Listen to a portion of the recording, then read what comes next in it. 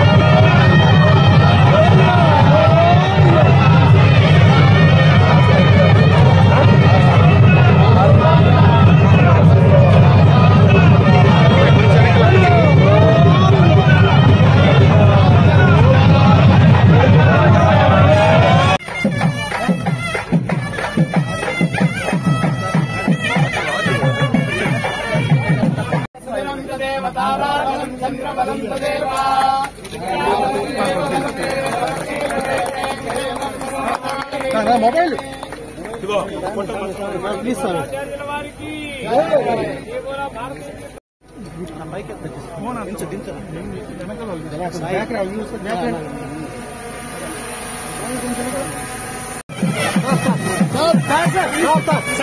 అందరూ ఒకసారి చూడండి సార్.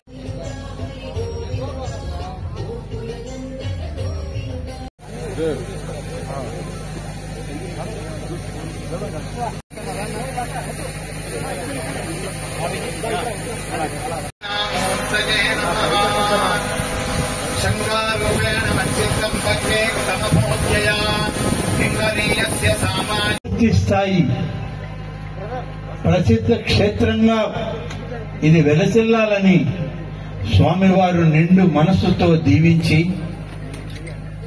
ఈ యొక్క ప్రారంభోత్సవాల శిలా ఫలకాలను ఆవిష్కరించి ఈ కార్యక్రమంలో మన శాసనసభ్యులు శ్రీ కృష్ణారెడ్డి గారు, మన పార్లమెంటు సభ్యులు శ్రీ ప్రభాకర్ రెడ్డి గారు, మన నాయకులు రవిచంద్ర యాదవ్ గారు అందరూ సమిష్టిగా ఈరోజు ఈ కార్యక్రమానికి వచ్చి స్వామివారి యొక్క ఆశీస్సులని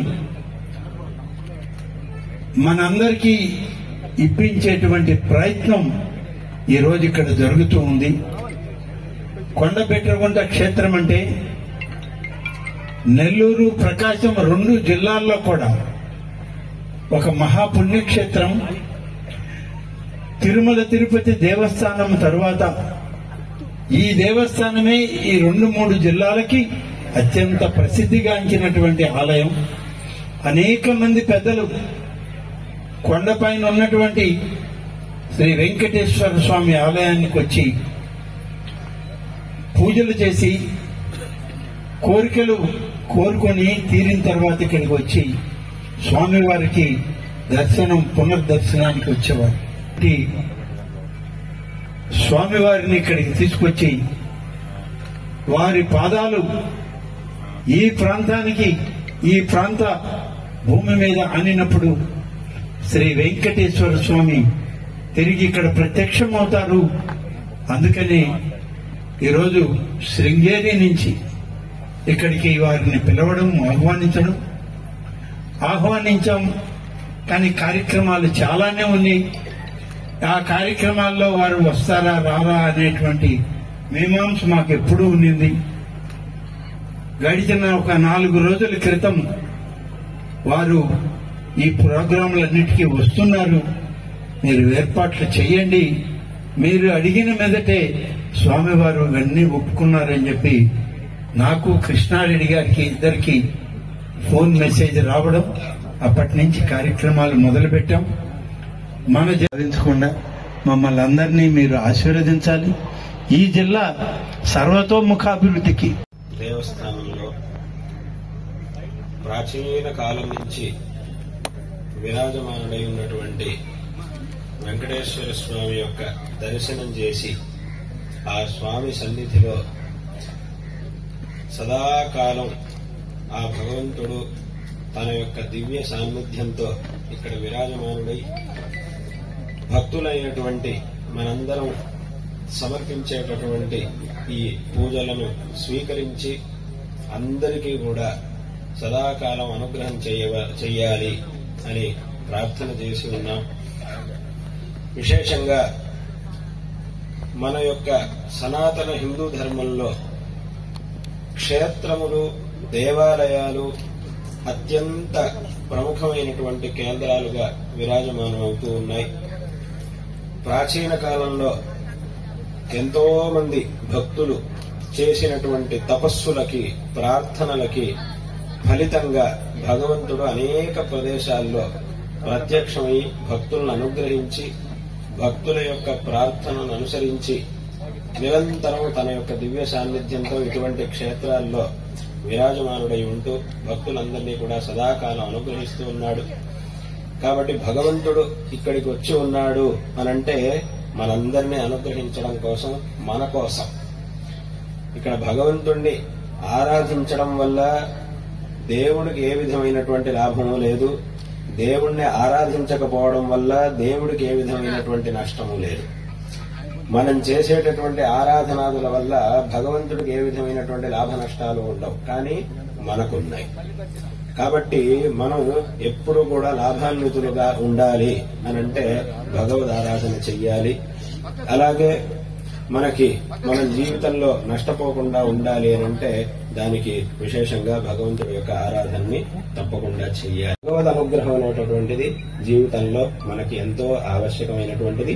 అటువంటి మనల్ని అనుగ్రహించే ఆ భగవంతుడు ఉండేటటువంటి ఆ క్షేత్రాలను విశేషంగా సంరక్షించుకోవడం, ఆ క్షేత్రాల్ని విశేషంగా అభివృద్ధి పరుచుకోవడం అనేది మన యొక్క ఆద్య కర్తవ్యం. కాబట్టి ప్రస్తుతం ఈ అత్యంత ప్రాచీనమైనటువంటి క్షేత్రంగా విరాజమానం అవుతూ ఉన్నటువంటి ఈ క్షేత్రాన్ని విశేషంగా అభివృద్ధి చెయ్యాలి అనేటటువంటి ఉద్దేశ్యంతో ఇప్పుడు ఈ రాజగోపుర నిర్మాణం, ఆ మహాప్రాకార నిర్మాణం, ఈ కార్యక్రమాల్ని సంకల్పించి ఉండడం ఇది అత్యంత సంతోషకరమైనటువంటి విషయం.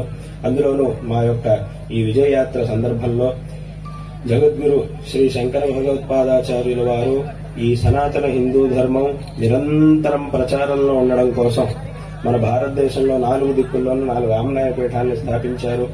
దక్షిణంలో శృంగేరి క్షేత్రంలో, అలాగే ద్వారకా క్షేత్రంలో, బదరీ క్షేత్రంలో, అలాగే పురీ క్షేత్రంలో ఈ 4 క్షేత్రాల్లోనూ 4 ఆమ్నాయ పీఠాలను స్థాపించారు. అందులో చెవి నుంచి వీళ్ళకి ముక్తి అనేది దొరుకుతుంది, సుఖంగా ఉంటుంది. ఇలా ఒక్కొక్కళ్ళు ఒక్కొక్క మార్గంలో ఆ అగ్ని దగ్గరికి వచ్చినప్పుడు ఆ వచ్చినటువంటి మనుషుల్లో ఒక మహారాజు ఉంటాడు, ఒక మామూలు మనిషి ఉంటాడు, ఒక ధనవంతుడు ఉన్నాడు. అక్కడికి రావాలి, ఈ దేవస్థానానికి ఈ దేవస్థానం దర్శించాలి, ఇక్కడ ఈ శిలాన్యాసం శంకుస్థాపన కార్యక్రమాన్ని చెయ్యాలి అని ఆయన విశేషంగా ప్రార్థించి ఉన్నారు. తద్వారా ఆయన యొక్క ఆ విశేషమైనటువంటి ప్రార్థన మాకు అత్యంత సంతోషాన్ని కలిగించింది. అత్యంత భక్తిపూర్ణమైనటువంటి ఆయన యొక్క ప్రార్థన మాకు అత్యంత సంతోషాన్ని కలిగించింది. అదే రకంగా ఆయన ప్రార్థించారు.